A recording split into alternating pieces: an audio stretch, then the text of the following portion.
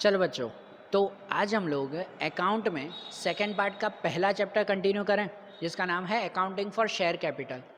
देखो, इसमें कल हम लोग एक नया टॉपिक समझे थे जिसका नाम था फॉर फीचर्स ऑफ शेयर्स, कि शेयर्स को जब्त करना। देखा था ना हमने कल ये पूरा टॉपिक, ठीक है, कि जिसमें हम लोगों ने ये समझा था कि अगर कोई शेयर होल्डर कंपनी को शेयर के कुछ पैसे अगर नहीं देता है ना, तो कंपनी उसके शेयर्स जब्त करके किसी और को बेच देती है, और उस शेयर के अभी तक जितने रुपए मिले हो ना, वो भी कंपनी रिटर्न करती नहीं है। इसे ही फॉर फीचर कहते हैं ना, ठीक है। कल हमने फाइनल एक्सरसाइज का क्वेश्चन नंबर 12 देखा था, थे शॉर्ट सम्स ही, उसमें 3 छोटे छोटे क्वेश्चंस थे कि जिसमें फॉर फीचर्स की एंट्री देखी थी।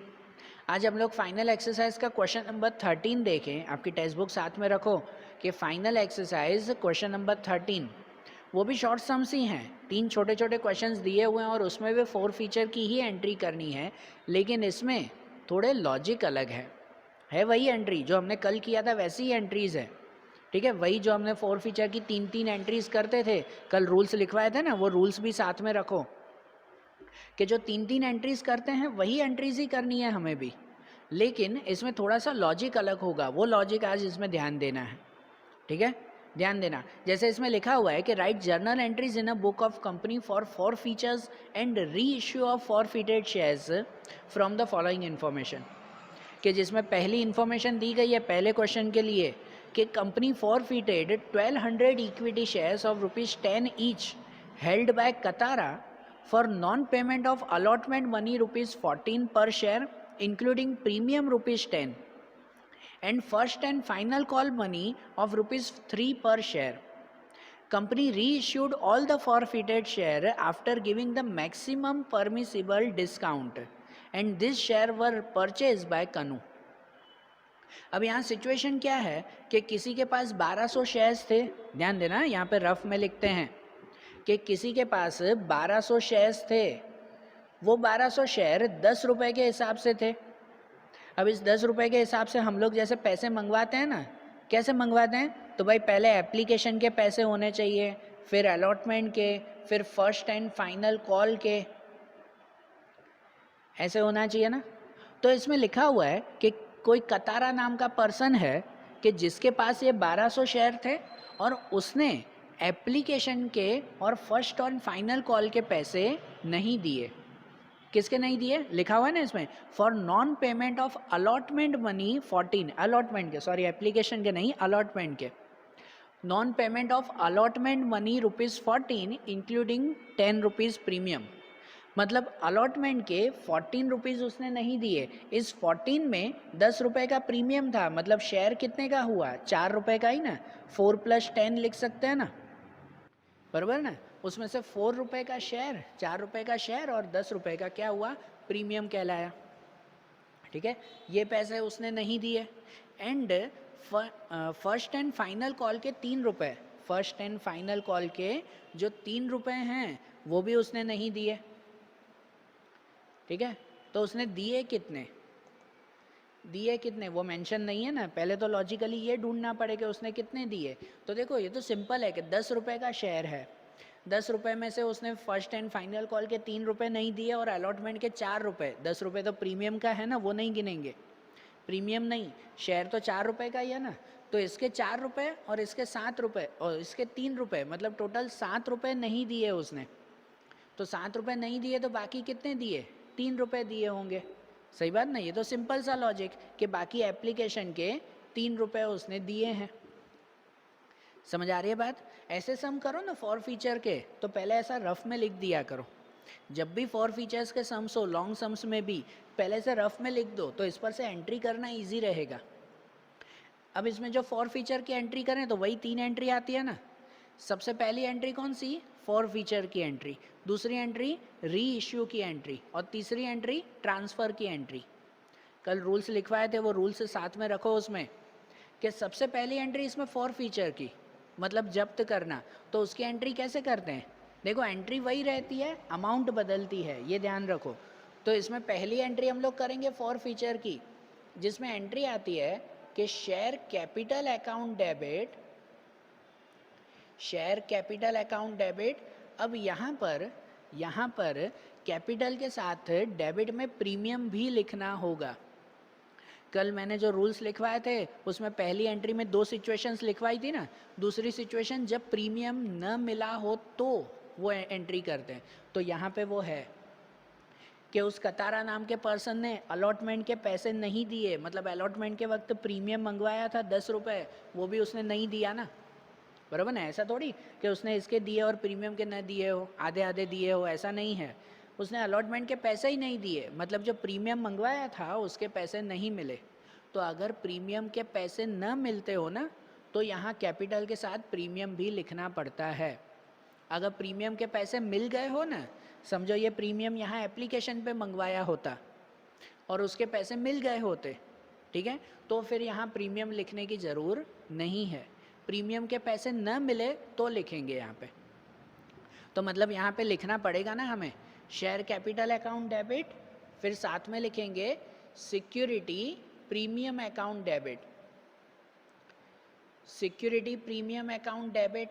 और 2 फिर क्रेडिट में लिखेंगे, क्रेडिट में सबसे पहले लिखते हैं forfeited share account, 2 forfeited shares account, जिसमें लिखा जाता है जितने रुपए मिले हमें वो यहाँ लिखते हैं। और उसके बाद क्रेडिट में लिखते हैं जो जो रुपए हमें नहीं मिले वो सब क्रेडिट में लिखते हैं। तो कौन कौन से नहीं मिले, अलॉटमेंट के भी नहीं मिले, फर्स्ट एंड फाइनल कॉल के भी नहीं मिले, तो यहाँ पे लिखेंगे to share allotment account and to share first and final call account, बराबर, share allotment account and share first and final call account, ऐसे होगा ना, बराबर ना। तो अब देखो एंट्री ये फिक्स होती है, यहाँ अमाउंट अब बदल के लिखेंगे हम लोग कि जिसमें सबसे पहले अमाउंट में लिखा जाता है शेयर कैपिटल अकाउंट, कैपिटल में लिखे जाते हैं पूरे पैसे, तो पूरे कितने हैं 10 रुपये हैं, तो पूरे 10 रुपये वहाँ पे लिखेंगे, किसके 1200 शेयर के 10 रुपये, तो 1200 शेयर के 10 रुपये यहाँ कितना लिखा जाएगा 12,000 रुपये। फिर यहाँ पे सिक्योरिटी प्रीमियम अकाउंट, तो सिक्योरिटी प्रीमियम में लिखेंगे प्रीमियम के रुपए जो नहीं मिले थे, कितने प्रीमियम के नहीं मिले 10 रुपये नहीं मिले थे ना, प्रीमियम के भी 10 रुपये मंगवाए थे वो भी नहीं मिले, तो मतलब यहाँ प्रीमियम में भी 10 रुपये लिखेंगे, 1200 शेयर के 10 रुपये, मतलब कितना हो जाएगा इसमें भी 12,000 रुपये, ओके। फिर यहाँ पे to forfeited shares account, forfeited में जो रुपए मिले हो वो लिखते हैं, फॉरफिटेड शेयर्स यहाँ पे लिखते हैं जितने रुपए मिले, तो कितने मिले 3 रुपये मिले हमें, तो 1200 शेयर के 3 रुपये मिले, मतलब कितना लिखेंगे उसमें लिखेंगे 3,600 रुपीज़, बराबर, ऐसे हो जाएगा उसमें। और दूसरा टू शेयर अलॉटमेंट अकाउंट, मतलब जो अलॉटमेंट के पैसे नहीं मिले वो, तो अलॉटमेंट के कितने नहीं मिले 14 रुपीज़, प्रीमियम के साथ ही ना, अलॉटमेंट में पूरे 14 रुपीज़ मंगवाए थे ना हमने, तो 14 रुपीज़ नहीं मिले, कितने 1200 शेयर के 14 रुपीज़, तो वो कितना हो जाएगा 1200 शेयर के अगर 14 रुपीज़ गिने तो वो हो जाएगा 16,800 रुपीज़, कितना 16,800, बराबर। और यहाँ पे share first and final call, तो फर्स्ट एंड फाइनल कॉल के कितने नहीं मिले 3 रुपये नहीं मिले, तो 1200 शेयर के 3 रुपये मतलब 3,600 नहीं मिले, ठीक है। तो ये पहली एंट्री हो गई ना, ठीक है। और चेक कर लिया करो डेबिट और क्रेडिट दोनों का टोटल सेम ही आएगा उसमें, समझ में आ रही है बात है। अब दूसरी एंट्री इसमें, कि दूसरी एंट्री कौन सी होती है, वो होती है री इशू की एंट्री, कि ये जो शेयर्स 1200 शेयर जब्त किए वो अब किसी और को बेच दिए हमने। तो जनरली जब री इशू करते हैं तो उसमें मैंने कंडीशन लिखवाई थी, वो रूल में देखो कि या तो एट पर पूरी वैल्यू पे, या तो डिस्काउंट, या तो प्रीमियम पे, ऐसा ना। तो अब यहाँ पे क्या दिया हुआ है, यहाँ पे ऐसे लिखा हुआ है कंपनी री issued all the forfeited shares after giving maximum permissible discount. अब ये क्या है वो समझो, मैक्सिमम परमिसिबल डिस्काउंट, इसका मतलब कि जितना डिस्काउंट वो दे सकते थे उतना डिस्काउंट दे दिया, जितना दे सकते थे मैक्सिमम उतना मैक्सिमम दे दिया। तो अब मैक्सिमम कितना दे सकते थे, मतलब 10 रुपये का शेयर है तो मैक्सिमम कितना डिस्काउंट, कितने में बेचेंगे 7 रुपये, 6 रुपये, 5 रुपये, 4 रुपये में, बराबर, कि कितना डिस्काउंट वो दे सकते हैं, कुछ मेंशन है नहीं ना। तो ये लॉजिक इसमें ध्यान देना है, आगे के सम्स में भी ये लॉजिक होगा। मैक्सिमम परमिसिबल डिस्काउंट, ये ध्यान रखो। इसका मतलब ये कहते हैं कि डिस्काउंट जनरली हम लोग डिस्काउंट किस में से काउंट करते हैं, इसमें से काउंट करते हैं। पता है जो फॉरफिटेड शेयर्स होते हैं ना 3600 रुपये, ये 3600 रुपये हमने जो 1200 शेयर के मिले थे ना 3 रुपये, वो हमने जब्त कर लिए कि ये 3600 रुपये वापस देंगे नहीं। और आगे जो डिस्काउंट होता है ना, वो डिस्काउंट इसी में से ही भरपाई किया जाता है, ये 3600 में से ही डिस्काउंट काउंट करते हैं ना। तो इसीलिए जब मैक्सिमम डिस्काउंट पूछे ना, तो मैक्सिमम डिस्काउंट उतना दे सकते हैं जितना हमने जब्त किया है। बराबर, ये सिंपल सा ये बात है, लेकिन माइंड में बिठा देना। मैक्सिमम डिस्काउंट उतनी ही दे सकते हैं जितना हमने जब्त किया है, जितने रुपए हमें पहले मिले थे उतना ही डिस्काउंट, उससे ज़्यादा नहीं। बराबर, तो हमें पहले कितने जब्त किए, कितने रुपए मिले थे, 3600 रुपये, तो मैक्सिमम डिस्काउंट हम लोग 3600 रुपये का ही दे सकते हैं। तो एंट्री कैसे होगी, देखो एंट्री तो डिस्काउंट की ही होगी, है ना। फिर से बोल रहा हूँ, और हर बात पूरे चैप्टर में यही बात बोलूँगा, एंट्री सेम होगी, अमाउंट बदलती है, एंट्री नहीं बदलती। ठीक है, तो यहाँ पर भी सेकंड में जो मैंने डिस्काउंट का रूल लिखवाया था, वही डिस्काउंट की एंट्री करेंगे कि बैंक अकाउंट डेबिट, ये रूल है ना फिक्स, कि बैंक अकाउंट डेबिट, फिर forfeited shares account debit to share capital account, to share capital account, ऐसे हो गया, समझे। और अमाउंट कैसे लिखनी है, तो इस वक्त जब मैक्सिमम डिस्काउंट के बारे में हो ना, तो अमाउंट में ऐसे लिखा करो कि पहले शेयर कैपिटल लिख दो। शेयर कैपिटल मतलब क्या, कि टोटल कितने रुपए का शेयर है वो, उसकी मेन फेस वैल्यू। तो टोटल कितने का शेयर है, 10 रुपये का, तो शेयर कैपिटल में तो पूरे 10 रुपये लिखे जाएंगे, मतलब 1200 शेयर के 10 रुपये, तो 12,000 रुपये पहले मैंने क्रेडिट में ही लिख दिया। अब डेबिट में ये फॉरफिटेड शेयर मतलब डिस्काउंट होता है। फॉरफिटेड शेयर्स मतलब क्या करते हैं, डिस्काउंट ना। ये डिस्काउंट मैक्सिमम देना है, मतलब मैक्सिमम इतना दे सकते हैं हम लोग जितने रुपए हमने जब्त किए थे। तो 3600 रुपये, तो यहाँ पे डिस्काउंट भी जाएगा कितना, 3600 रुपये का ही। बराबर, कितना डिस्काउंट जाएगा, 3600 का, ठीक है ना। और बाकी 12,000 में से 3600 रुपये माइनस कर देंगे, तो बाकी के 8,400 रुपये वो हमें मिलेंगे बैंक अकाउंट में। मतलब हमें शेयर जो हमने री इश्यू किया ना, फिर से बेचा, तो वो कितने मिले हमें, 8,400 रुपये दिए, मैक्सिमम डिस्काउंट इतना दे दिया हमने। समझ आया, छोटा सा लॉजिक है लेकिन माइंड में रखना है इसे, ठीक है। और फिर जो इसकी तीसरी एंट्री आती है ना ट्रांसफ़र की, कैपिटल रिजर्व में ट्रांसफ़र, तो यहाँ ट्रांसफ़र होगा ही नहीं, इसमें कैपिटल रिजर्व में ट्रांसफ़र होगा ही नहीं। क्यों नहीं होगा, क्योंकि देखो जितना हमने जब्त किया था, जितना पैसे हमने अपने पास रखे थे, उतना पूरा डिस्काउंट दे दिया, तो कुछ बचा ही नहीं जो हम लोग कैपिटल में ट्रांसफ़र करें। ठीक है, जनरली ऐसे होता है कि जितना हमने जब्त किया उसमें से थोड़ा सा डिस्काउंट दिया, समझो 3,600 में से 3,000 डिस्काउंट देते, तो 600 रुपये ट्रांसफ़र करते हैं। अब यहाँ तो ये पूरा ही डिस्काउंट हो गया ना, ट्रांसफ़र के लिए कुछ बचा ही नहीं है, तो इसलिए इसमें तीसरी एंट्री होगी नहीं, सिर्फ ये 2 ही एंट्री इसकी।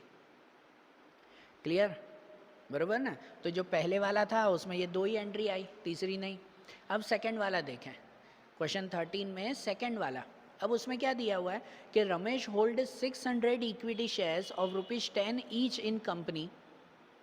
He had paid application money ₹3 per share and allotment money ₹2.50 per share, but could not pay first call money ₹2 per share, and company forfeited above share before making final call after necessary formalities, and company reissued all these shares at a discount of ₹4 per share. अब यहाँ नया topic एक और समझो। देखो generally समझना पूरा topic जो उस क्वेश्चन में दिया हुआ है, कि जब हम लोग शेयर्स के पैसे मंगवाते हैं तो कैसे मंगवाते हैं, एप्लीकेशन, फिर अलॉटमेंट, फिर जो कॉल्स होते हैं फर्स्ट एंड फाइनल कॉल, इसमें 2 हैं कि भाई चलो पहले फर्स्ट कॉल फिर फाइनल कॉल। फिर उसमें होता है कि हाँ भाई किसी ने अगर कोई पैसे नहीं दिए तो आखिरी में सब सिचुएशन ख़त्म हो जाए तो आखिरी में उसके शेयर जब्त कर लेते हैं। मतलब पहले कंपनी इंतज़ार करती है कि भाई एप्लीकेशन के पैसे मंगवाए तो आपने दिए एप्लीकेशन के पैसे, ठीक है। फिर अलॉटमेंट के पैसे मंगवाए तो चलो आपने अलॉटमेंट के भी पैसे दिए, वो भी ठीक है। फिर फर्स्ट कॉल के पैसे मंगवाए तो आपने नहीं दिए, फाइनल कॉल के मंगवाए तो भी आपने नहीं दिए, फिर इंतज़ार किया 10 दिन, फिर भी आपने नहीं दिए, तो आखिरी में सबके ख़त्म होने के बाद आपके शेयर मैंने जब्त कर लिए कि हाँ भाई आप पैसे ही नहीं दे रहे हो तो आपके शेयर अब मेरे हो गए, मैं किसी और को बेच दूंगा, ऐसा ना। लेकिन कितनी बार कंपनी ऐसा करती है कि भाई ये पूरी फॉर्मेलिटीज़ ख़त्म ना हो ना, ये मतलब सब ख़त्म ना हो उससे पहले ही उसके शेयर फॉरफीचर कर देती है, मतलब जब्त कर लेती है। मतलब फिर से वही कि मैंने एप्लीकेशन के पैसे तो मंगवाए आपने दिए, अलॉटमेंट के पैसे भी मैंने मंगवाए तो आपने दिए, फर्स्ट कॉल के पैसे मैंने मंगवाए आपने नहीं दिए, तो मैंने फाइनल कॉल का इंतज़ार ही नहीं किया, आपके शेयर मैंने तभी जब्त कर लिए।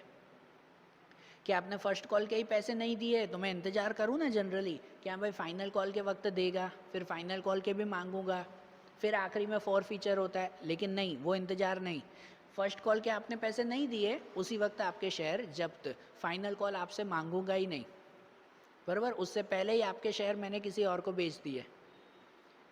समझ आ रहा है?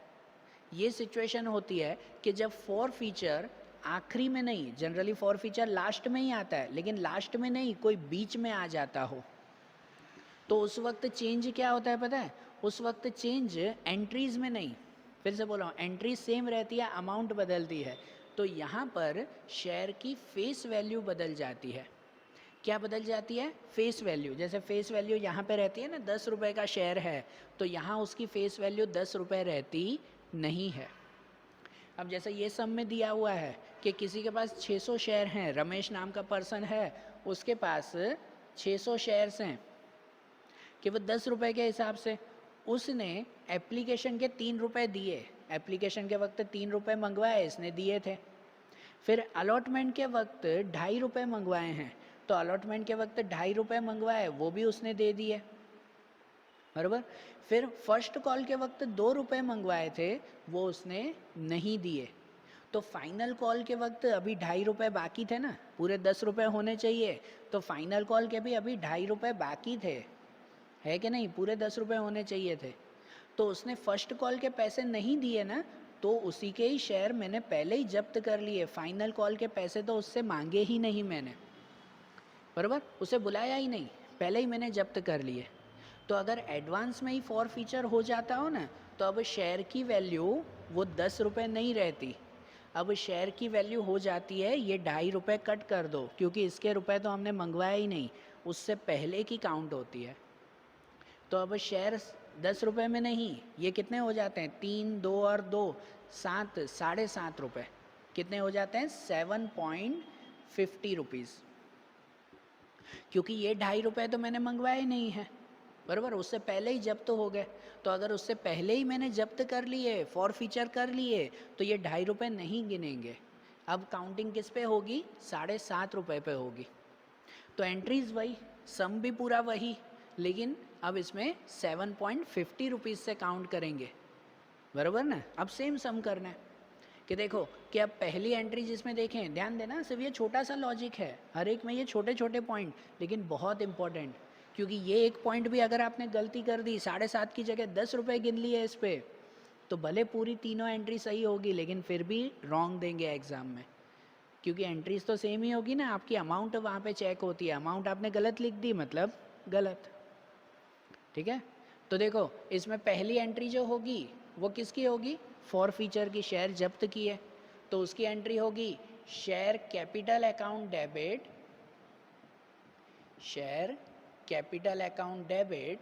अब यहाँ सिक्योरिटी प्रीमियम नहीं लिखेंगे क्योंकि इसमें प्रीमियम है ही नहीं, तो सिक्योरिटी प्रीमियम नहीं, क्रेडिट में लिखेंगे to forfeited, to forfeited shares account, इसमें लिखते हैं जितने रुपए मिले हमें, एंड टू जो नहीं मिला, तो किसके नहीं मिले थे? फर्स्ट कॉल के नहीं मिले थे हमें खाली, बराबर ना। एप्लीकेशन और अलॉटमेंट के तो मिल गए थे, फर्स्ट कॉल के नहीं मिले, फाइनल के तो मंगवाया ही नहीं, वो तो गिनेंगे ही नहीं, तो यहाँ पे जो नहीं मिले वो लिखेंगे to first call account, to first call account. अब अमाउंट लिख देना, तो अमाउंट में ऊपर लिखते हैं शेयर कैपिटल। शेयर कैपिटल में पूरी वैल्यू, जनरली शेयर कैपिटल में पूरे 10 रुपये लिखते हैं, लेकिन यहाँ 10 नहीं, यहाँ शेयर कैपिटल में पूरी वैल्यू कितनी लिखेंगे, 7.5 रुपये लिखेंगे, बराबर 7.50 रुपीज़। तो 7.50 रुपीज़ 600 के हिसाब से, 7.50 रुपीज़ 600 के हिसाब से तो कितने हो जाएंगे, 4500 रुपीज़। डेबिट में आएगा 4500 रुपये, ठीक है। उसमें से फॉरफिटेड शेयर, फॉरफिटेड शेयर में जितने रुपए मिले, तो देखो एप्लीकेशन के 3 रुपये मिल गए, अलॉटमेंट के 2.5 रुपये मिल गए, तो 3 और 2 5.5 रुपये मिले, 5.50 रुपीज़ मिल गए, बराबर। तो ये 5.50 रुपीज़ 600 शेयर के, तो 600 मल्टीप्लाई 5.50, तो वो कितना हो जाएगा, वो हो जाएगा 3300, कितना 3300, ठीक है। और यहाँ पे to first call, first call मतलब कि भाई जिसके नहीं मिले थे, तो कितने नहीं मिले फर्स्ट कॉल के, 2 रुपये नहीं मिले थे हमें, तो इसका मतलब यहाँ फर्स्ट कॉल में लिखेंगे 600 शेयर के 2 रुपये, मतलब 1200 रुपये जो हमें नहीं मिले, ठीक है ना। ये हो गई पहली एंट्री, समझ में आ रहा है। एंट्री तो सेम ही की हमने, बस खाली यहाँ अमाउंट 7.5 पे गिननी है। अब दूसरी एंट्री होती है री इश्यू की। तो अब ये जो हमने री इश्यू कर दिए, दूसरे को बेच दिए, तो कितने में बेचे, तो यहाँ पे लिखा हुआ है कंपनी री issued all the share at a discount of 4 पर शेयर। 4 रुपये में बेचे नहीं, 4 रुपये का डिस्काउंट दिया है उसको। तो 4 रुपये का डिस्काउंट मतलब बेचा कितने में होगा, देखो शेयर 7.5 का ही है, पूरा 10 मत गिनना, 7.5 रुपये का ही शेयर है, जिसमें 4 रुपये डिस्काउंट दे दिया, मतलब उसको बेचा होगा 3.5 रुपये में। कितने रुपए में बेचा होगा, 3.5 रुपये में बेचा होगा, बराबर। तो इसमें भी डिस्काउंट अगर है तो दूसरी री इश्यू की डिस्काउंट वाली एंट्री करो, कि डिस्काउंट वाली एंट्री आती है बैंक अकाउंट डेबिट, बराबर, बैंक अकाउंट डेबिट। फिर दूसरा कौन सा, कि forfeited share account debit, forfeited shares account debit to share capital account,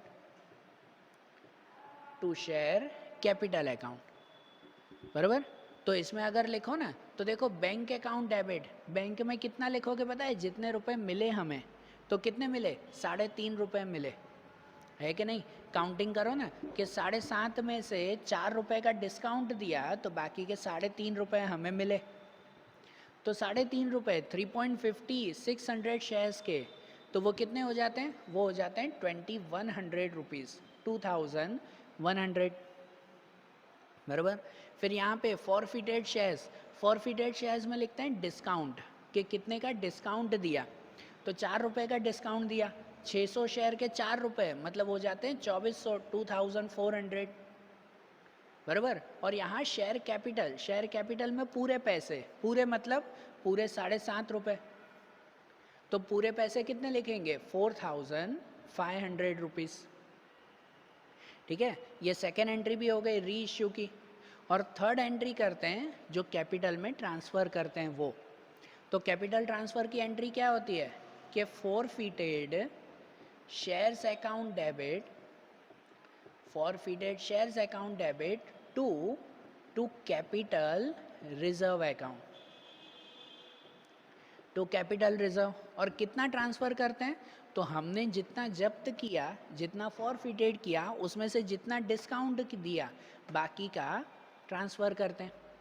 तो हमें पैसे मिले थे, जब्त किया था 3300 रुपीज़, इतने पैसे मिल चुके थे ना, उसमें से डिस्काउंट दिया 2400 का, तो बाकी कितने बचे, बाकी बचे 900 रुपीज़, बाकी 900 रुपये बच गए ना। तो वो जो 900 रुपये बचे वो यहाँ पे लिखेंगे कि डिस्काउंट हमारा हो गया कितना, 900 रुपीज़, ठीक है।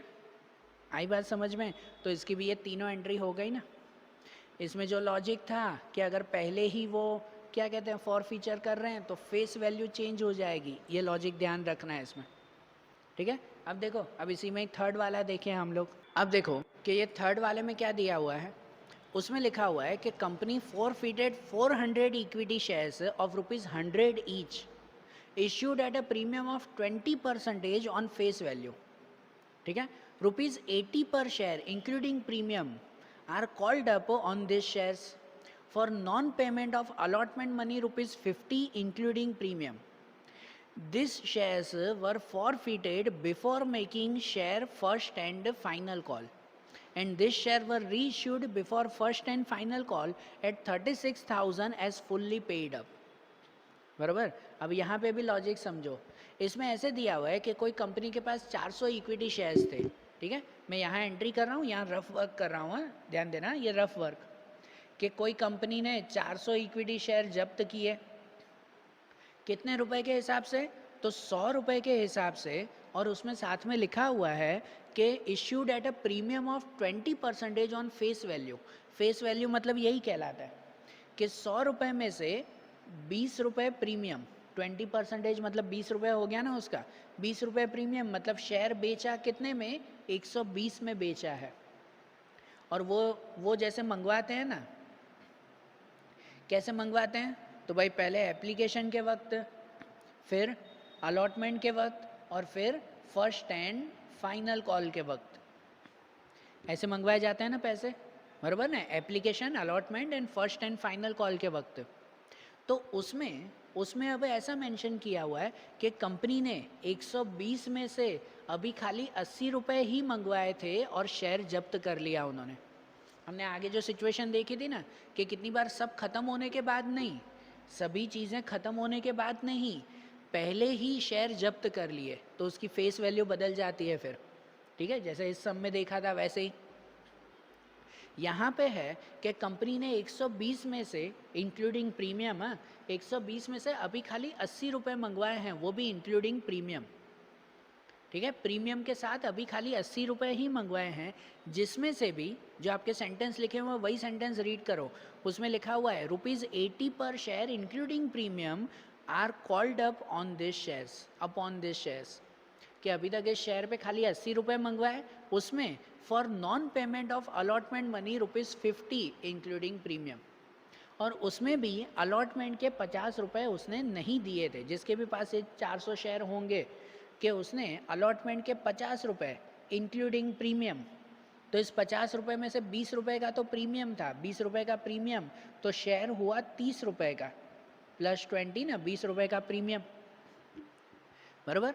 अलॉटमेंट के 50 रुपये उसने नहीं दिए, और इसीलिए फर्स्ट एंड फाइनल कॉल से पहले ही ये फॉर फीचर हो गया, जब्त हो गया, बराबर ना।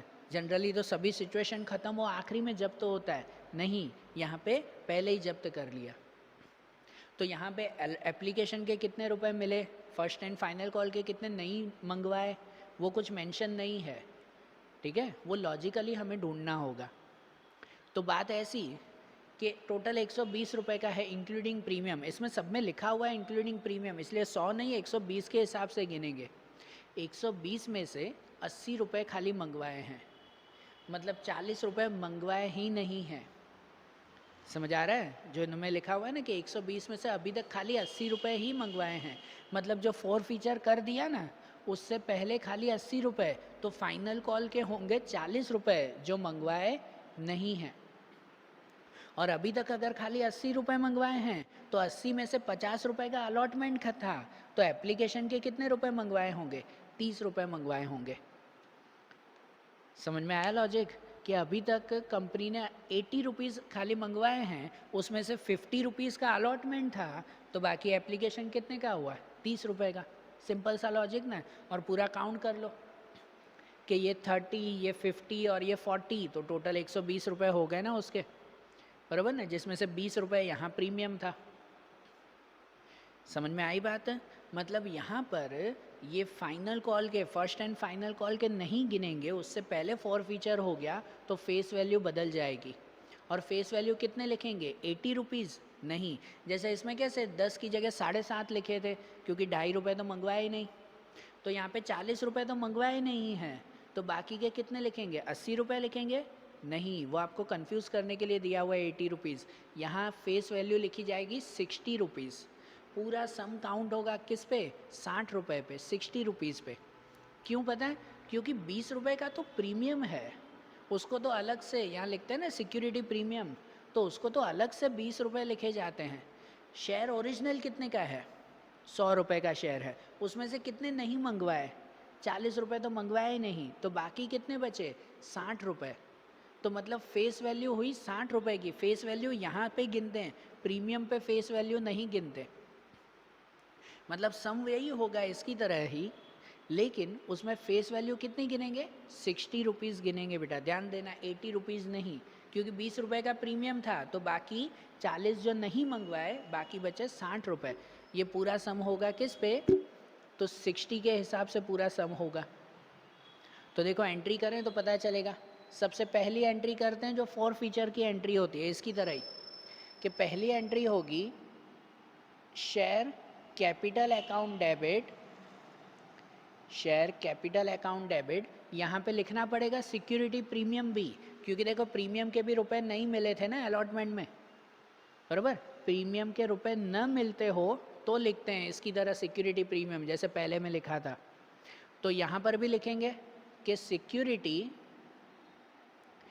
Premium account, security premium account debit, बराबर। सिक्योरिटी प्रीमियम, और क्रेडिट में लिखते हैं to forfeited share account, to forfeited share account, इसमें लिखा जाता है जितने रुपए मिले हमें, एंड टू क्रेडिट में जो नहीं मिला। तो क्या नहीं मिला?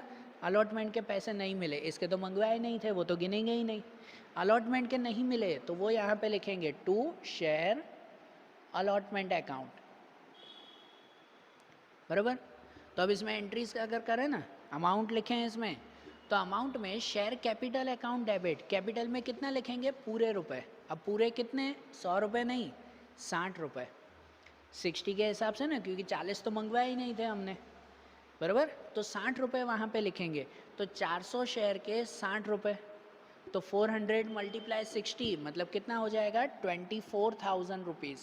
शेयर कैपिटल में कितना? 24,000, ठीक है। फिर सिक्योरिटी प्रीमियम, प्रीमियम में लिखते हैं प्रीमियम के रुपए जो नहीं मंगवाए, जो नहीं मिले थे, कि प्रीमियम के कितने रुपए नहीं मिले? 20 रुपये, मतलब सिक्योरिटी प्रीमियम में 20 रुपये लिखेंगे।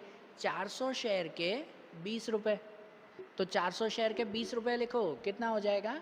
8,000 रुपीज़, ओके। फिर उसके बाद forfeited share, to forfeited shares, जिसमें लिखा जाता है जितने रुपए हमें मिले हो। तो कितने रुपए मिले? 30 रुपीज़ मिले एप्लीकेशन के, तो एप्लीकेशन के 30 रुपीज़ मिले, तो 400 शेयर के 30 रुपीज़, मतलब कितने हो जाएंगे? वो हो जाएंगे 12,000 रुपये, 12,000 रुपीज़, वो यहाँ पर लिखेंगे। और यहाँ पे to share allotment account, share allotment मतलब कि जो अलॉटमेंट के पैसे नहीं मिले, वो अलॉटमेंट के कितने नहीं मिले थे? 50 रुपीज़, 50 ना, प्रीमियम के साथ ही तो मंगवाए थे, पूरे मिले ही नहीं। तो मतलब 400 शेयर के 50 रुपये, तो 400 मल्टीप्लाई 50, कितना हो जाएगा? 20,000 रुपीज़, 20,000 रुपये नहीं मिले उसके। ये पहली एंट्री हो गई ना, बराबर ना। अब दूसरी एंट्री, दूसरी एंट्री होती है री इश्यू की। अब री इश्यू एट पर है, डिस्काउंट है, प्रीमियम है, क्या है? तो अब यहाँ क्या लॉजिक दिया हुआ है ये समझो। सेकेंड एंट्री में ऐसे लिखा हुआ है, आखिरी लाइन में लिखा हुआ है, the share reissued before first and final call at 36,000 as fully paid up.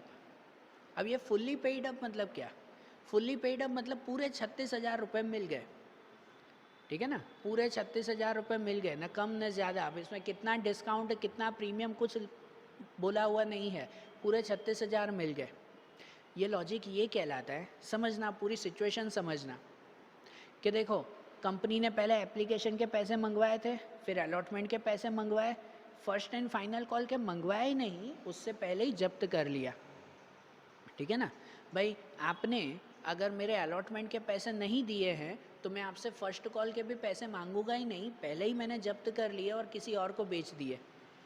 अब जब मैंने आपके शेयर किसी और को बेचे, तो जब फर्स्ट एंड फाइनल कॉल का टाइमिंग आएगा तब तो मैं उससे फिर से मांगूंगा ना, कि चलो भाई फर्स्ट कॉल के 40 रुपये हैं वो भी लाओ फिर से, मांगूंगा कि नहीं? समझ में आ रही है सिचुएशन? कि देखो आपने पहले मुझे एप्लीकेशन के पैसे दिए, आपकी सिचुएशन, उसके बाद जो है वो मैंने आपसे अलॉटमेंट के पैसे मांगे तो आपने नहीं दिए, तो मैंने आपके शेयर जब्त कर लिए। आपसे फाइनल कॉल मांगा ही नहीं, पहले ही मैंने जब्त कर लिए और किसी और को बेच दिए। अब जिसको मैंने बेच दिए उसने एप्लीकेशन अलॉटमेंट के पैसे दिए, फिर जब फाइनल कॉल का टाइमिंग आएगा ना, ये फर्स्ट एंड फाइनल कॉल का टाइमिंग जनरली 1 महीने बाद आता है, तो 1 महीने बाद अब मैं उस नए वाले इंसान को फिर से बोलूँगा कि चलो भाई अब फाइनल कॉल का टाइमिंग आ गया, अब आप मुझे 40 रुपये दो। सही बात है? तो ऐसे उसके बाद मांगने थे ना, लेकिन अभी यहाँ जो लिखा हुआ है ना 36,000 इज फुल्ली पेड अप।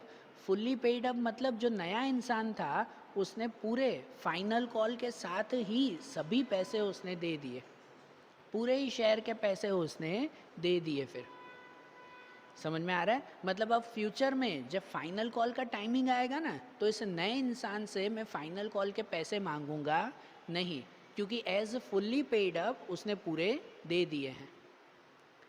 समझ में आ रहा है? और इसलिए जब फुल्ली पेड अप हो ना, तो कोई डिस्काउंट कोई प्रीमियम कुछ नहीं लिखा जाता, पूरे मिल गए, क्योंकि इसमें डिस्काउंट प्रीमियम दोनों काउंट हो गए। कैसे पता है? क्योंकि अभी अभी फ़िलहाल ये देखो कि अगर 36,000 रुपये फुल्ली पेड अप है, मतलब पता है एक शेयर कितने का हुआ? 90 रुपीज़ का हुआ। कितने का हुआ? 90 रुपीज़ का। क्योंकि देखो 400 शेयर है, 400 शेयर हमने 36,000 रुपये में 36,000 में बेचे हैं, मतलब एक शेयर 90 रुपये में बेचा होगा। तो लॉजिकली अगर देखो तो 100 रुपये का शेयर 90 में बेचा तो कहलाया तो डिस्काउंट।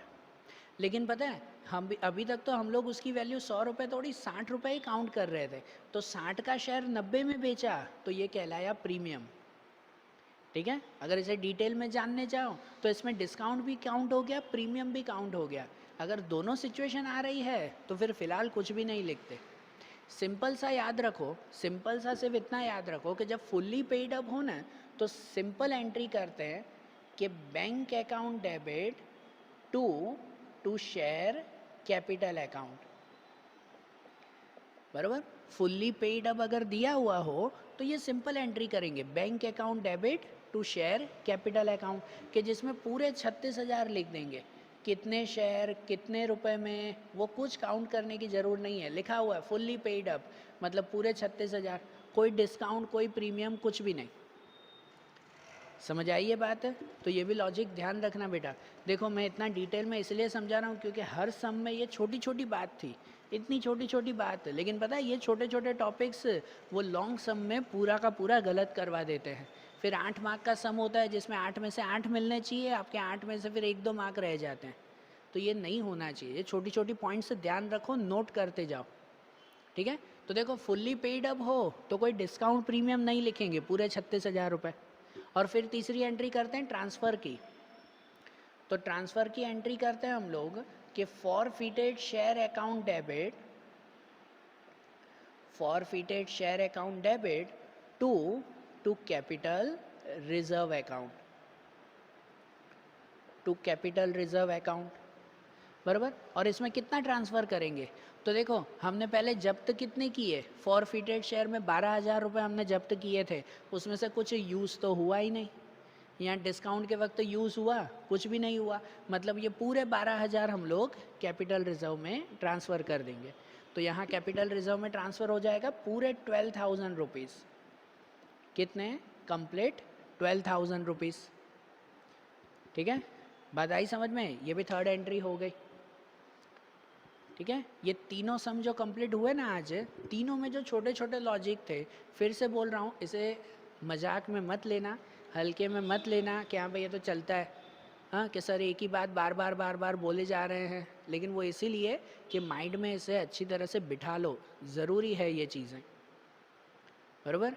तो आज जैसे हमने ये सम कंप्लीट किए, अब ऐसे ही इनके दूसरे क्वेश्चंस वो अब हम लोग अगले वीडियोज़ में देखेंगे।